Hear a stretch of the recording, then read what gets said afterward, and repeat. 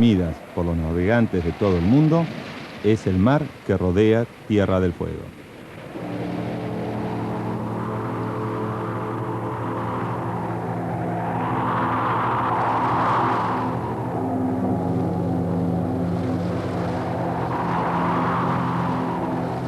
Aunque el Cabo de Hornos y el Estrecho de Magallanes tienen fama mundial por las grandes tormentas y ser vía de unión entre dos océanos, la zona vinculada al Estrecho de Le Maire es casi desconocida. Es donde se han perdido cientos de buques inexplicablemente, que dieron la tenebrosa fama al Cabo de Hornos. Acercarse a la costa es peligroso por las largas restingas que despiden los acantilados, islotes y piedras semisumergidas. Las corrientes superan en ciertos lugares los 8 nudos. La nubosidad es grande, reduciendo la visibilidad. Vientos fuertes del noroeste o directamente desde el mar Antártico producen grandes olas. Las calmas son frecuentes, tanto como las tormentas. Y cuando la calma sobreviene, aparecen las densas neblinas características de la zona.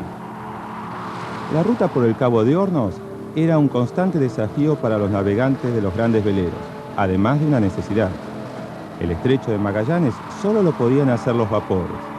Para los grandes buques a vela era una vía que no existía en la práctica.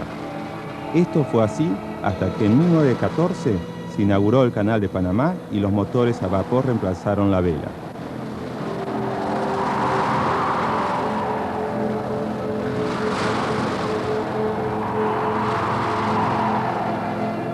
La leyenda nació aquí.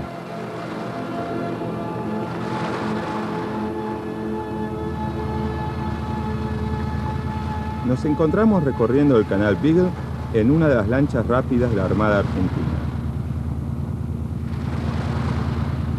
La entrada de la bahía de Ushuaia está marcada por un faro que señala el conjunto de piedras e islotes conocido como Les Éclaireurs.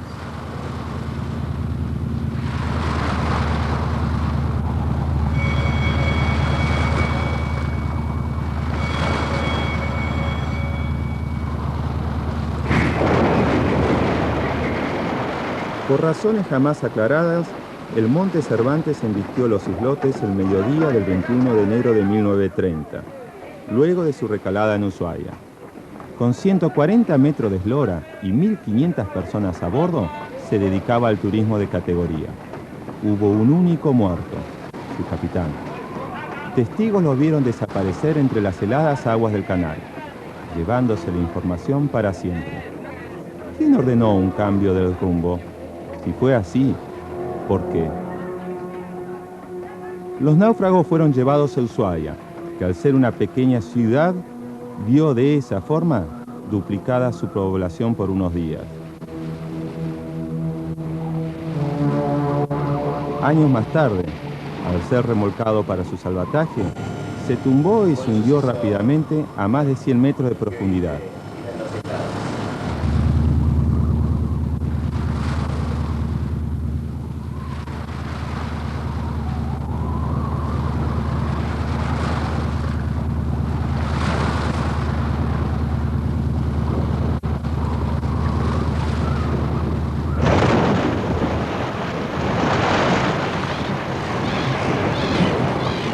Una impresión similar deben haber tenido la tripulación del Sarmiento durante la madrugada del 1 de abril de 1912, cuando chocó contra piedras semisumergidas. El desastre fue total. Las máquinas y las luces dejaron de funcionar inmediatamente. Por suerte, la fuerte corriente los llevó contra la costa en la estancia de los Lauros. Luego de desembarcar con los botes salvavidas, los 82 náufragos se refugiaron en galpones abandonados. El Sarmiento era un buque de carga y estaba preparado para transportar 350 pasajeros. Con 100 metros de eslora era relativamente nuevo. ¿Cómo y por qué embistió unas rocas conocidas por todos los navegantes? Es un misterio. ¿Su capitán, experto en la zona, no conocía su existencia? ¿O qué condiciones de viento, marea, corriente y visibilidad se conjugaron para producir dicha tragedia?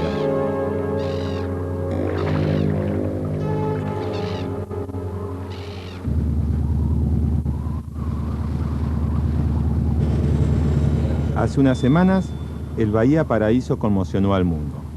Pero del Logos, nadie comentó casi nada. Chocó con unas piedras conocidas por todo capitán, bien señaladas en las cartas y en la ruta normal de todo buque. Fue durante la madrugada del 4 de enero de 1988. Una duda asoma. ¿Fue por poca visibilidad o ciertas ganas de deshacerse del buque? Aprovechando una zona con tal mala fama mundial que hasta el mismo Jacques Cousteau, habiendo recorrido todos los mares del mundo, casi pierde su nave hace 2 años.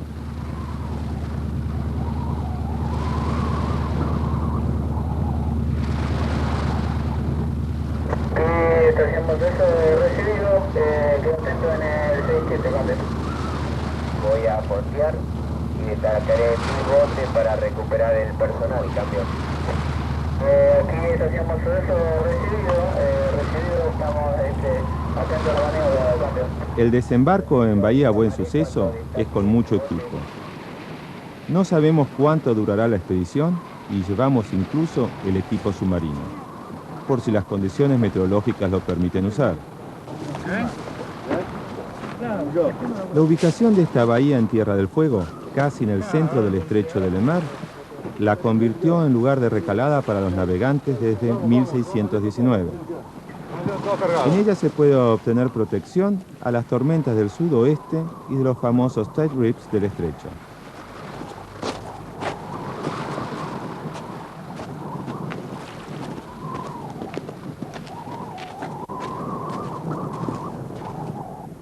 En 1887 se decidió establecer un destacamento de la Prefectura General Marítima para que pueda dar ayuda a náufragos. Por tratarse de un lugar tan inhóspito, a los 3 años de instalada, se decidió el traslado a Bahía Teque. En la actualidad, una base de la Armada Argentina para el control del tránsito marítimo está pronta a prestar ayuda a toda embarcación que lo solicite. Aquí Buen Suceso, llamando al buque que está cruzando el estrecho de Le Maire. Pase a Canal 11, por favor.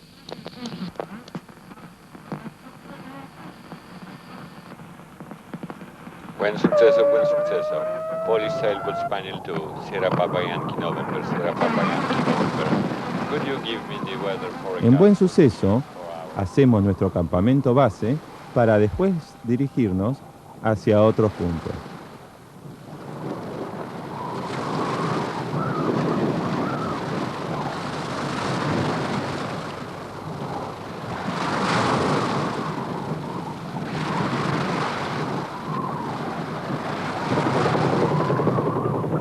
Con el helicóptero de la Gobernación de Tierra del Fuego, continuaremos nuestra búsqueda de viejos naufragios. Comenzando por Cabo San Diego, recorreremos la costa atlántica de Tierra del Fuego y en lo posible, si el clima lo permite, acercarnos lo más posible a ellos.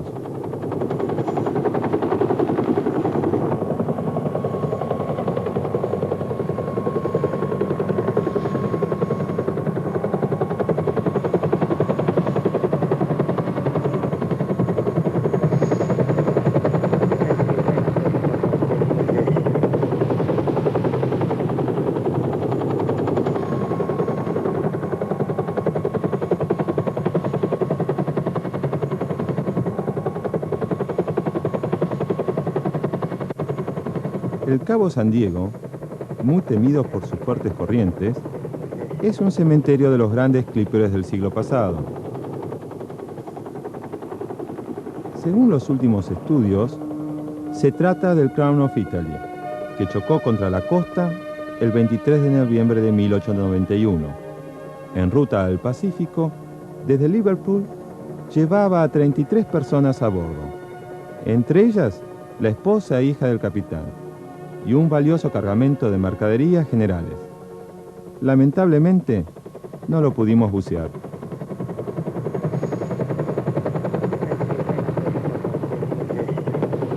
Sobrevolando la costa podemos ver cómo el mar embravecido, la marea creciente y el fuerte viento nos hace temer que no podamos llegar al casco del Duchess of Albany.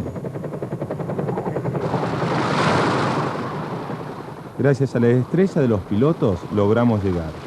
Nos quedaba poco tiempo dado que la marea crecía rápidamente.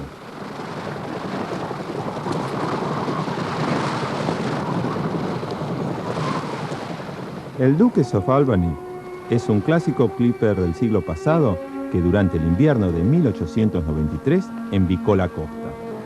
Se trataba de un buque de casco de acero con 80 metros de eslora y 4 palos. Aparentemente debe haber sido una alta pleamar y no debería estar muy cargado para poder llegar a ocupar la posición que actualmente tiene. Las causas del siniestro son poco claras.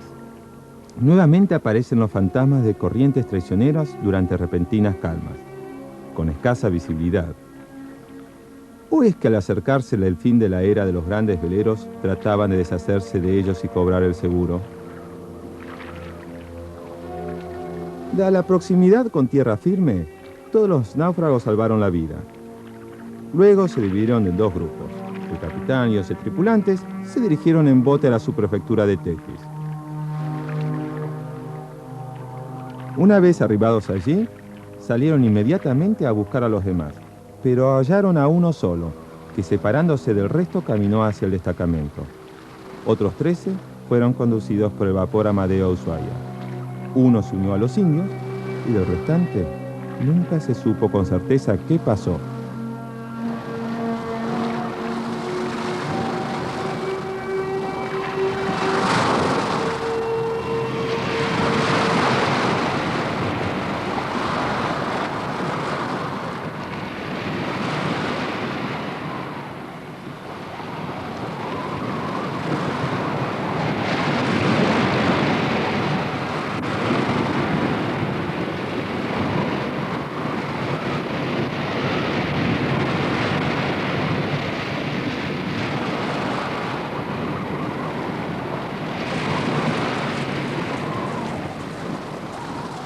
Para poder estudiar mejor la zona, continuamos la expedición a caballo.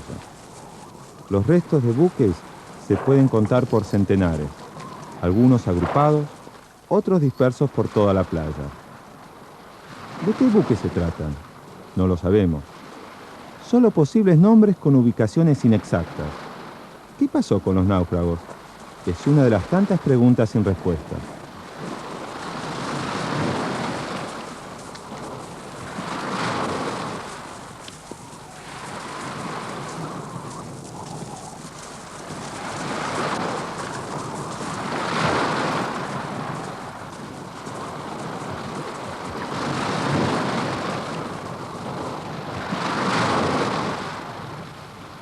Entre las grandes sorpresas que nos deparaba el viaje fue encontrarnos con una parte de un barco semi-enterrado en la arena. Se trataba de la sección de proa y nos llamó mucho la atención que fuese de madera. Al acercarnos pudimos apreciar que la madera estaba en muy malas condiciones, presentando partes muy desgastadas. Analizando los detalles de construcción, comprendimos que bien podía ser del siglo XVII o del XVIII. En cuanto al tipo de construcción no hay dudas. Sería importante investigarlo un poco más.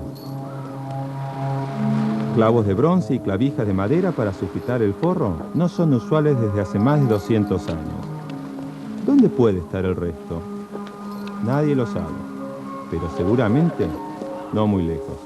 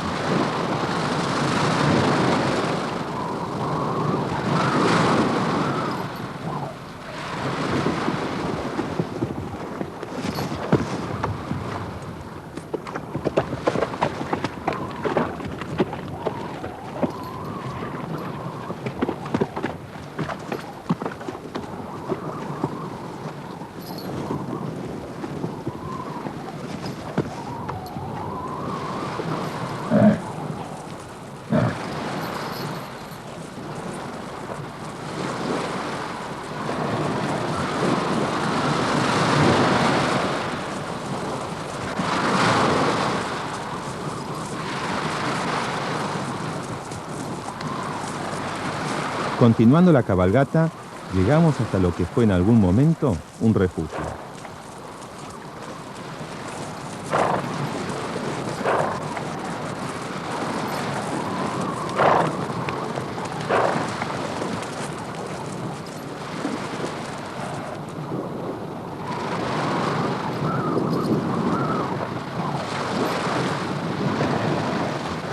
Construido con maderas provenientes de naufragios, nuestra mente imaginaba cualquier cosa. Hasta era posible que se trataran de los náufragos del barco de madera. ¿Podía ser? Pero la gente que construyó este refugio usó la madera que encontró en el lugar o la de su propio naufragio. ¿Cuántos eran? ¿Cuánto tiempo pasaron acá?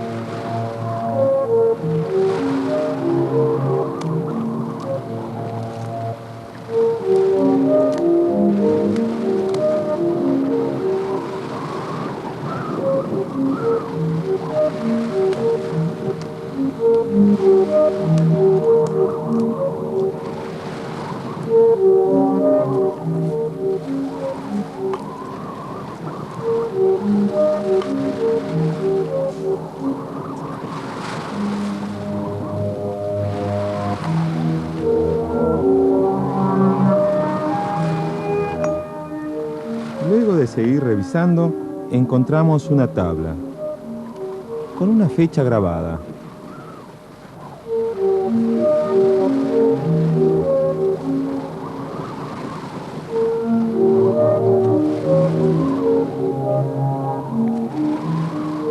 ...9 de mayo de 1920... ¿Pero qué significa esta fecha? ¿Cuándo fue construido o cuándo fue abandonado? ¿Fue realmente puesta por los que ocuparon el refugio o por alguna otra persona? Según lo que sabemos, se lo conoce como Rancho Minero 2. ¿Por qué? Nuevamente el secreto lo tiene el mar.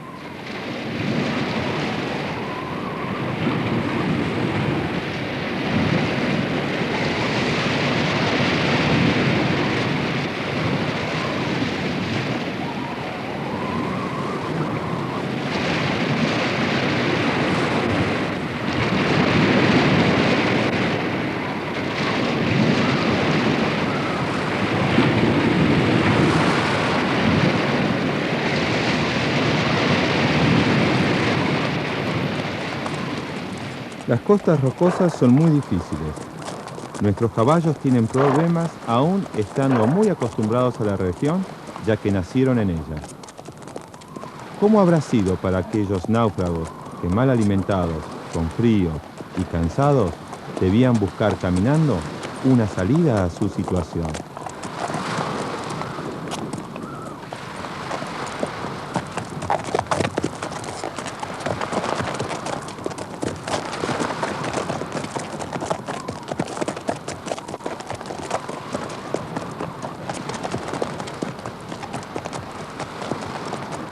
Por momentos preferimos continuar a pie. Los animales se negaban a cargarnos. Se sentían inseguros, con peso encima, y nosotros no queríamos que se lastimen. Quedaba mucho para recorrer y no era lo ideal hacerlo todo caminando.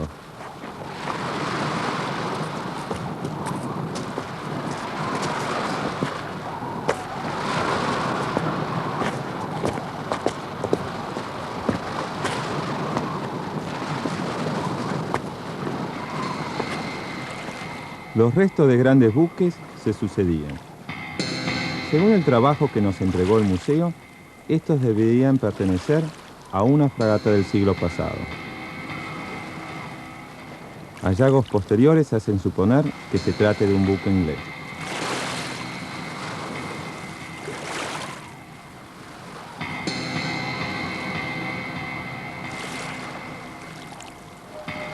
Corroboramos los datos que nos habían sido dados, cambiando un poco la posición del naufragio.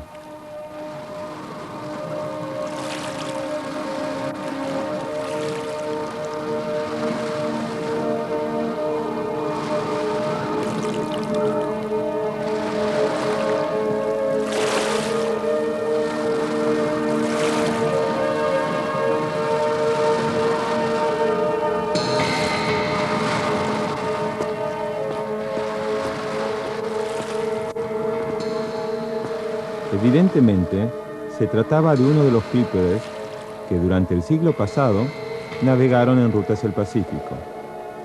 Fue la época de la fiebre del oro en California. Conectar el este de Norteamérica con el oeste y el transporte desde y hacia Australia obligaba a un paso constante de varios centenares de buques por año.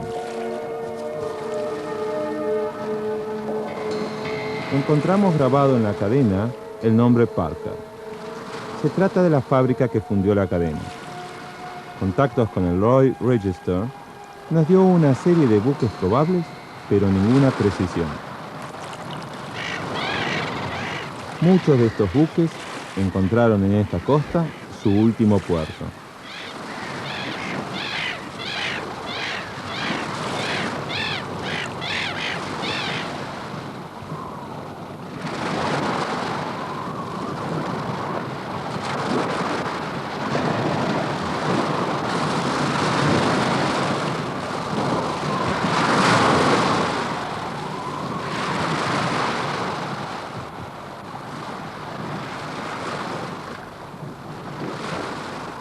Cuando descendimos el Cerro La Llave, encontramos este monumento al marino perdido.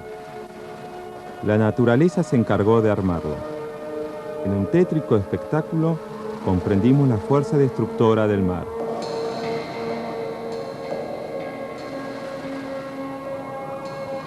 Chapas dobladas, cortadas y arrancadas de cuajo, sin importar grosores, remaches o aleaciones. Partes inmensas arrancadas y tiradas lejos de su ubicación original, como si se tratase de una demostración demoníaca de lo que puede llegar a ser las fuerzas de la naturaleza.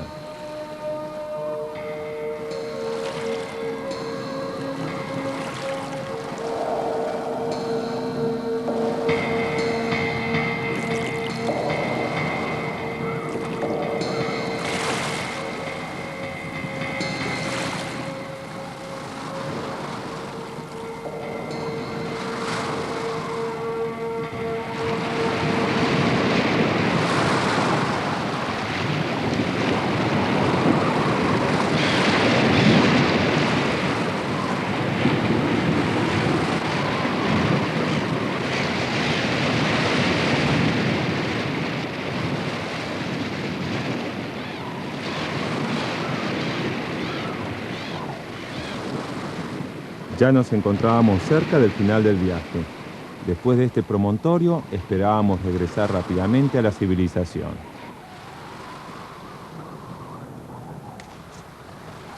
El último asado se cocinaba mientras preparábamos un improvisado campamento. El infaltable mate circulaba de mano en mano, obligándonos a reunirnos.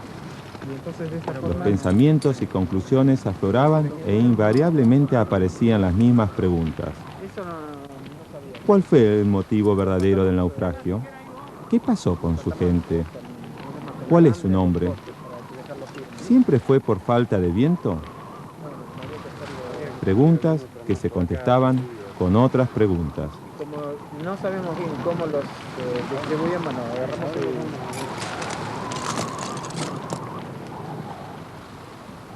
Cansados, solo nos seducía la idea que al día siguiente arribaríamos a destino, dejando los caballos, y un moderno medio de transporte nos sacaría de esta forma de vida.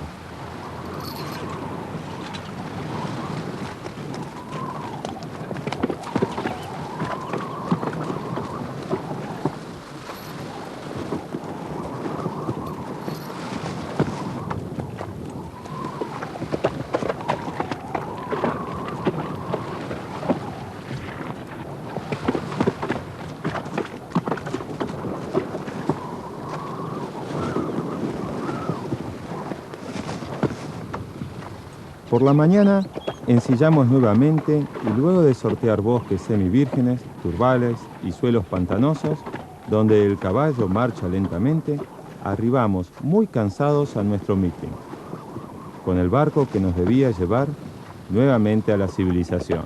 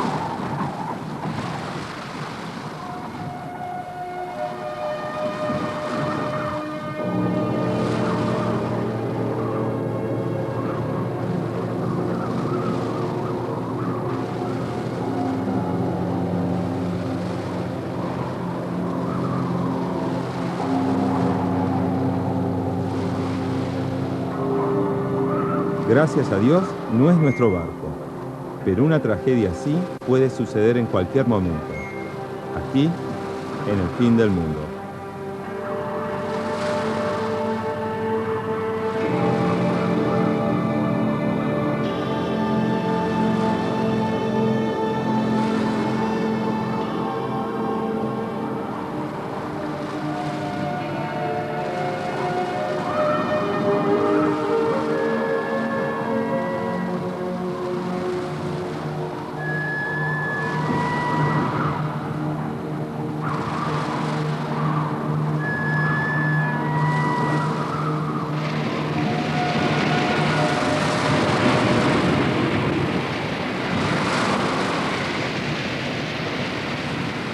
Para el filósofo griego Heródoto, existen tres clases de hombres: los que están vivos, los muertos y los que están en el mar.